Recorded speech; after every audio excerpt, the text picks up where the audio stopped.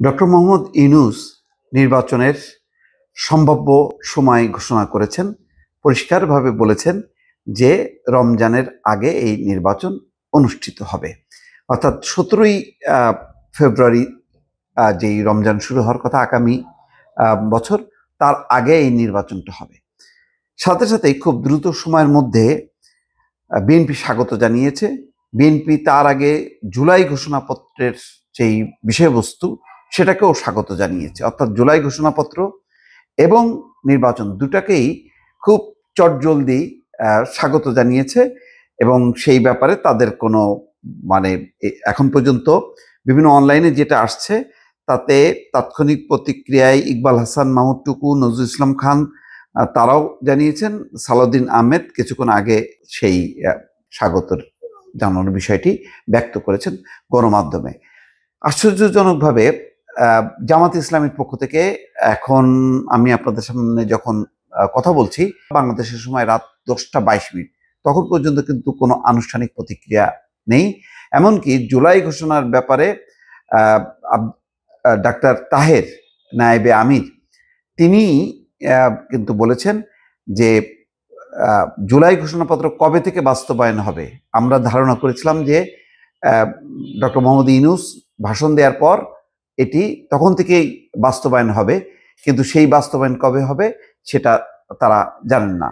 এছাড়াও জুলাইয়ের শহীদদের, আহতদের ব্যাপারে আরো পরিষ্কার ঘোষণা, রাষ্ট্রীয় স্বীকৃতি দেয়া, রাষ্ট্রীয় ভাতা দেয়া, মর্যাদা দেয়া, সেই বিষয়ে অসন্তোষ প্রকাশ করেছেন, হতাশা ব্যক্ত করেছেন।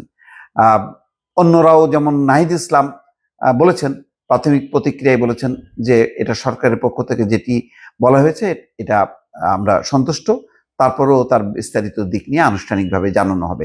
এনসিপি একটু যদি কিন্তু রেখে তাদের সন্তুষ্টিটা আবার স্বাগত জানানোর বিষয়টি ব্যক্ত করেছে। AB party chairman Mujibur Rahman Manju, তার পক্ষ থেকেও ইতিবাচক প্রতিক্রিয়া দেখা গেছে। কিন্তু গুরুত্বপূর্ণ বিষয় হলো যে বিএনপির বাইরে জামাত ইসলাম কেন বলল না? তাহলে কি ধরে নেওয়া যায় যে পিআর পদ্ধতিতে নির্বাচন হবে এই ঘোষণা দেননি, এই কথা উল্লেখ করেনি, সেই কারণে কি নাখোশ কিনা? আবার তারা এতদিন যেটা বলছিল যে জাতীয় নির্বাচনের আগে স্থানীয় নির্বাচন হতে হবে, জাতীয় নির্বাচনের আগে মৌলিক সংস্কার সম্পন্ন হতে হবে এবং বিচার হতে হবে, অর্থাৎ অনেকগুলো পয়েন্ট ছিল। সেই পয়েন্টগুলো পূরণ না হওয়ার কারণে কি জামাত ইসলাম হতাশ, ক্ষুব্ধ বা নাখোশ হয়ে তারা এখনো প্রতিক্রিয়া দিচ্ছে না, এমনটা কিনা, নাকি দলীয় ফোরামে আলাপ আলোচনা করার পরে দেবে, সেরকম বিষয়। যেমন বিএনপি মনে হচ্ছে যেন তারা প্রস্তুতি ছিল স্বাগত জানানোর জন্য, এবং সেইভাবে তারা সাথে সাথেই জুলাই ঘোষণাপত্রের যেই বিষয়বস্তু প্রকাশ করেছেন ডক্টর মোহাম্মদ ইউনূস, তাকে স্বাগত জানিয়েছে।